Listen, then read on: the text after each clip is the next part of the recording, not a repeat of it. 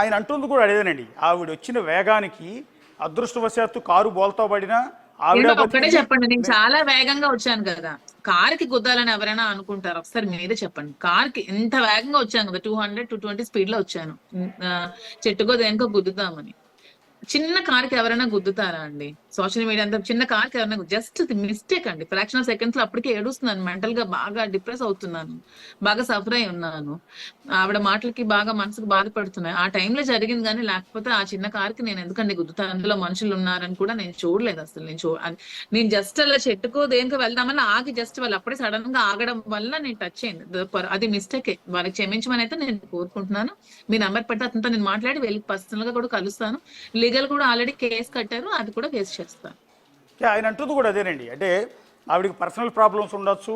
మాధురి గారు లాగా దేశంలో 90 మందికి ఏదో రకమైన ప్రాబ్లమ్స్ ఉన్నాయి. ఆత్మహత్య చేసుకునే వాళ్ళు వేరు వేరు మార్గాలు ఎంచుకుంటారు. కానీ మీరు చచ్చిపోవాలనుకుని మమ్మల్ని చంపాలనుకోవటం. వేరే మార్గాలంటే, నేను కార్ లో ఉన్నప్పుడు పాప ఫోన్ వచ్చిందండి, కార్ లో ఉన్నప్పుడు పాప ఫోన్ వచ్చింది, కార్ లో మాట్లాడడం వల్ల కార్ లో ఎమోషనల్ గా గురయ్యాను. లేకపోతే ఆత్మహత్య చేసుకోవడం కార్ లోనే వెళ్ళి గుద్దాల్సిన అవసరం లేదు. ఆత్మహత్య చేసుకుంటే బోల్డ్ మార్గాలు ఉంటాయి. అసలు ఆత్మహత్య చేసుకోవడం చాలా తప్పు, మన అసలు దానికోసం ఎక్కువ మాట్లాడకూడదు కూడా. కానీ ఆ కార్ లో ఉన్న టైంలో నాకు ఫోన్ రావడం వల్ల కార్ లో నేను ఎమోషనల్ గా, మీరు కార్లు చూస్తే నా బట్టలు అన్ని కూడా ఉంటాయి, నేను రెడీ అయి వెళ్తున్నాను పిల్లల దగ్గరికి వెళ్ళాలని ఆలోచనతో వెళ్తే, ఈ లోపు పిల్లలు ఫోన్ చేసినప్పుడు ఎమోషనల్ గా ఫీల్ అవ్వడం వల్ల ఆ వీక్ మూమెంట్ లో అలా జరిగింది.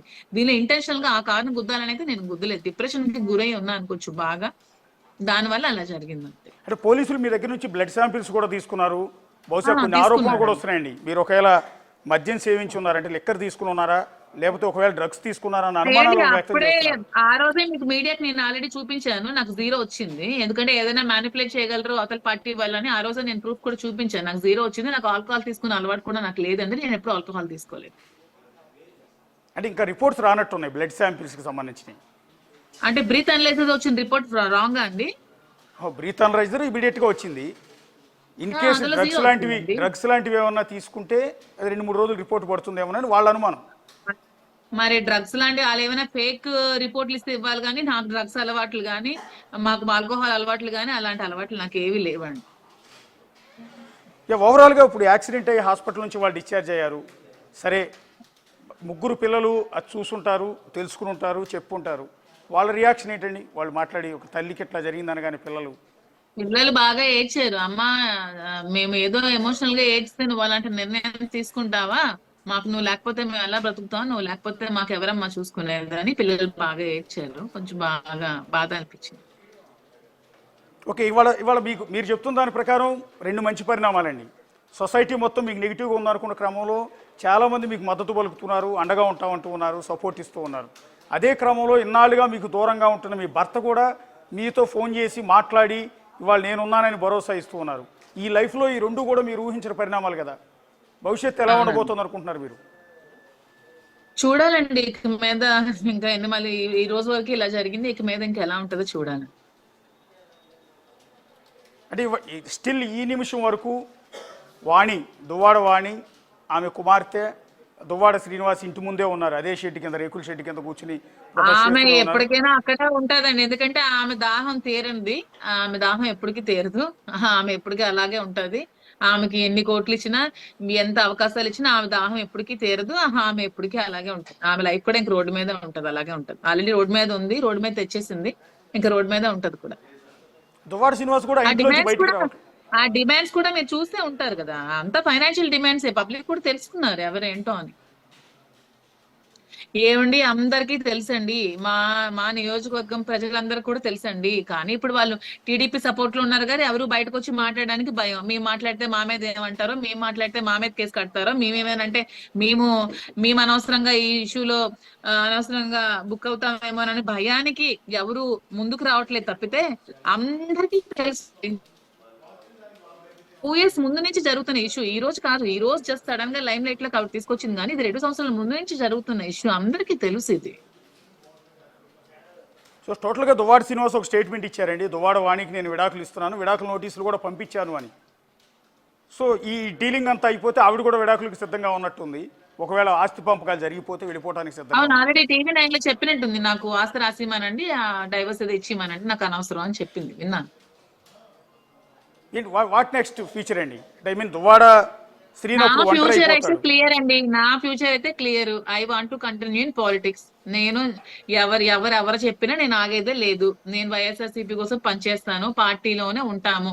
అది ఎన్ని సంవత్సరాలైనా కానీ పార్టీలోనే ఉంటాము. పార్టీలోనే కంటిన్యూ అవుతాం. అంటే సో మొన్న మొన్న మీరు మాతో శ్రీని గారితో కూడా నేను కంటిన్యూ అవుతాను ఫ్రెండ్లీగా. ఎందుకంటే రాజకీయంగా ఉండాలంటే మా ప్రజానాయకుడు అతనే కాబట్టి అతనితోనే మేము కంటిన్యూ అవ్వాల్సి వస్తుంది. రాజకీయంగా మేము చేస్తాం. ఇదైతే క్లియర్ అండి. ఈ లైన్ అయితే క్లియర్. దీంట్లో ఏమీ లేదు. వాళ్ళ ఫ్యామిలీస్ ఏం పడతారో, వాళ్ళ ఫ్యామిలీస్ కలిసే ఉంటారో అది వాళ్ళ ఇష్టం. వాళ్ళ కలిసి ఉండొచ్చు, వాళ్ళ ఇంట్లో ఉండొచ్చు, అది వాళ్ళ ఇష్టం. అంటే ఫ్యామిలీ విషయాల్లో నాకు సంబంధం లేదు. నాకు ఎటువంటి సంబంధం కూడా లేదు అంటే ఫ్యామిలీ ఈ విషయం. ఈ వివాదం కారణంగా మీకు దూరం అయ్యాడు అనుకున్న భర్త దివ్యల ఆ, మహేష్ గారు, దివ్యల మహేష్ గారు ఇవాళ మీకు దగ్గర అయ్యారండి. అయినా కూడా ఇంకా దువ్వాడ శ్రీనివాస్ గారితో మీరు ఇంకా కంటిన్యూ అవుతానంటున్నారు.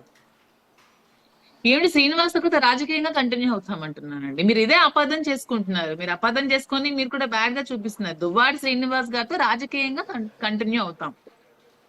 రాజకీయంగా కంటిన్యూ అవుతారు. ఓకే.